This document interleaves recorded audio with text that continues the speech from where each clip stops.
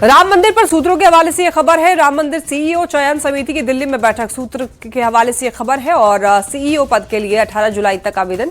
पद के लिए कम से कम ग्रेजुएट होना जरूरी है। एडमिनिस्ट्रेशन या फिर फाइनेंस में 20 साल अनुभव जरूरी है। उम्मीदवार का हिंदू धर्म से होना भी जरूरी है।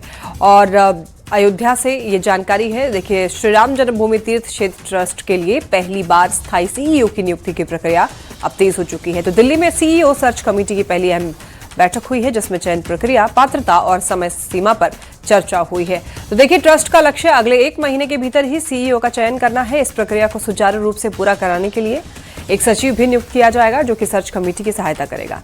सीईओ का कार्यकाल शुरुआती तौर पर 3 साल का होगा और चयनित सीईओ को अयोध्या में रहकर जिम्मेदारी निभानी होगी। आवेदन की अंतिम तिथि 18 जुलाई रखी गई है। और सबसे बड़ी बात यह है कि उम्मीदवार का हिंदू होना अनिवार्य है। साथ ही मंदिर प्रबंधन, धार्मिक संस्थानों के संचालन, वित्तीय और प्रशासनिक प्रबंधन में कम से कम 20 सालों का अनुभव होना जरूरी रखा गया है। अब देखिए जरा, राम मंदिर ट्रस्ट कौन बन सकता है सीईओ, तो इसके बारे में आपको बता दें कि उम्मीदवार का हिंदू होना बहुत ज्यादा जरूरी है। सबसे मेन चीज यही है। और अगर एकेडमिक बात करें तो यहाँ पर कम से कम ग्रेजुएट होना अनिवार्य बताया गया है सीईओ बनने के लिए।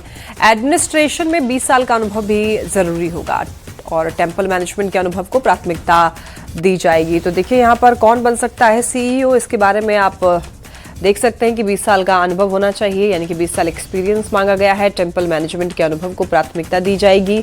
इसके अलावा देखिए, अयोध्या में रहकर के जिम्मेदारी निभानी होगी। 3 साल के लिए शुरुआती नियुक्ति होगी। तो आपको बता दें कि इसके 18 जुलाई तक समय है। ऑनलाइन आवेदन किया जा सकता है। अयोध्या में राम मंदिर निर्माण समिति के चेयरमैन नृपेंद्र मिश्रा ने ट्रस्ट में नई नियुक्तियां और सीईओ की नियुक्ति प्रक्रिया को लेकर यह कहा है कि यह पूरी तरीके से ट्रस्ट प्रबंधन का विषय है।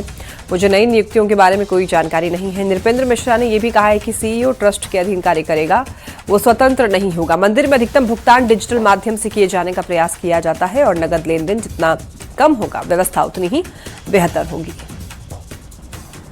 वास्तविकता तो यह है कि मैं नहीं जानता हूं कि 18 जुलाई की कोई तारीख है, मुझे इसकी जानकारी नहीं है।